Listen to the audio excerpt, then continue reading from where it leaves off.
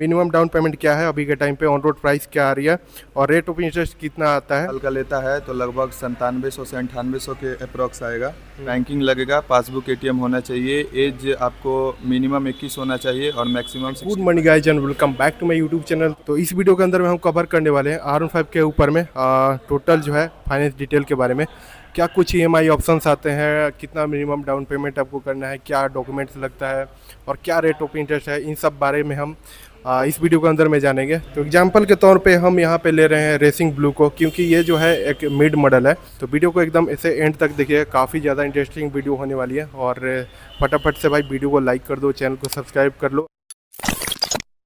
तो अगर video start करने से पहले मैं थोड़ा सा आपको इन्फॉर्मेशन देना चाहता हूँ R15 के सारे वेरिएंट्स के बारे में। तो ये आपको जानना जो है बेहद ज़रूरी है, क्योंकि इसकी जो ऑन रोड प्राइस से स्टार्ट होती है ना बेस वेरिएंट से, रेसिंग रेड यहाँ पे जो है ये गाड़ी आती है 2,20,000 से और जाती है यहाँ पे R15M जो है सिल्वर और ब्लैक कलर के अंदर में 2,40,000 तक। इसलिए आपको डिसीजन जो है बहुत ही सोच समझ के और वेरिएंट चूज करना चाहिए। तो R15 के वेरिएंट्स में जो भी मेन डिफरेंस है मैं थोड़ा सा आपको बता देना चाहता हूँ। तो अगर आप बेस वेरिएंट चूज करते हो ना, रेसिंग रेड आता है R15 के अंदर में इसका बेस वेरिएंट, और उसके जस्ट बाद आता है यहाँ पे डार्क नाइट, और इसकी प्राइस जाती है 2,20,000 के अप्रोक्स में, और ये मात्र 1,000 ज़्यादा कॉस्ट करता है 2,21,000 के अप्रोक्स में डार्क नाइट। और इन दोनों बाइक के अंदर में ना आपको क्विक शिफ्टर नहीं मिलती है, और इसके अंदर में जो मीटर कंसोल मिलता है वो आपको यहाँ पे नॉर्मल जो आता है ना LCD ब्लैक एंड वाइट वो वाला मिलता है, आपको TFT नहीं मिलता है ऑल कलरफुल डिस्प्ले।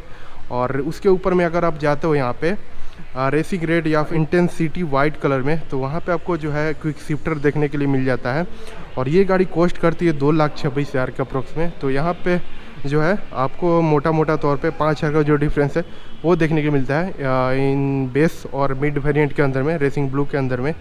और इसकी जो टॉप मॉडल है ये है R15M सिल्वर ब्लैक कलर के अंदर में। ये एकदम टॉप ऑफ द लाइन आता है R15 वर्जन 4 के अंदर में। यहाँ पे आपको सारे फीचर्स मिल जाते हैं, और इसके अंदर में यहाँ पे प्रीमियम TFT कंसोल मिल जाता है, आपको पूरा जो कलरफुल डिस्प्ले है वो मिल जाता है, और यहाँ पे आपको LED ब्लिंकर्स मिल जाते हैं बाकी वेरिएंट के अंदर में। इससे जितने भी नीचे वेरिएंट्स हैं, ये आप रेसिंग ब्लू ले लो या फिर डार्क नाइट ले लो या फिर रेड कलर ले लो, यहाँ पे आपको नॉर्मल जो हेलोजन है उसके अंदर में आपको यहाँ पे इंडिकेटर्स मिलते हैं। तो ये मोटा मोटा जो डिफरेंस है यही डिफरेंस है, फीचर का डिफरेंस है। बाकी इंजन वाइज हार्डवेयर वाइज जो है गाड़ी ऑलमोस्ट सेम है, आपको सेम ही इंजन देखने को मिलती है। ब्रेकिंग हो गए, टायर्स हो गए, सीटिंग हो गई, टैंक हो गई, कूलिंग हो गया, हेडलाइट्स हो गए, सारी चीज़ें सेम ही है। तो मेरी सलाह मानो तो अगर आपका बजट बहुत टाइट है ना, तो आप या तो बेस वेरिएंट के ऊपर में चले जाओ डार्क नाइट के ऊपर में, या फिर अगर उससे भी थोड़ा सा एक्सटेंड कर सकते हो तो ये आप चूज कर लो रेसिंग ब्लू वाला कलर। यहाँ पे आपको क्विक शिफ्टर भी देखने के लिए मिल जाता है। और अगर आपके पास बजट का कोई इशू नहीं है तो फिर आप जा सकते हो R15M के ऊपर में। बट ये बोलूँगा भाई, फैक्ट बता रहा हूँ कि ये जो है थोड़ा सा कॉस्टली लगती है 150 सीसी के हिसाब से। ये थोड़ा सा इन्फो जो है वो मैं आपको देना चाहता था। अब वापस से स्टार्ट करते हैं। तो कन्हैया भैया हमारे साथ जुड़ चुके हैं, और ये हैं एक्सिस बैंक की तरफ से, और ये हमें सारा चीज़ बताएंगे। तो भैया क्या प्राइस आ रहा है इसका रेसिंग ब्लू का भी? अभी इसका प्राइस है आपको 2,27 आएगा ऑन रोड। अच्छा, और डाउन पेमेंट मिनिमम कितना रहेगा इसका? डाउन पेमेंट मिनिमम आपको 40,000 मिनिमम। अच्छा, अगर कोई मिनिमम डाउन पेमेंट 40,000 पे करके लेना चाहे बाइक, तो उसका EMI कितना आएगा मंथली, अगर 1 साल के लिए लेता है या फिर 2 साल 3 साल 4 साल के लिए, ज़रा बताइए। अगर 1 साल 12 मंथ के लिए लेगा तो अप्रॉक्स 18,000 के आसपास आएगा पर मंथ EMI। ओके। और 2 साल का लेता है तो लगभग 9700 से 9800 के अप्रॉक्स आएगा। और 3 साल का लेता है तो 7100 के आसपास आएगा। और 4 साल का लेगा मिनिमम तो आपको 5800 के आसपास आएगा।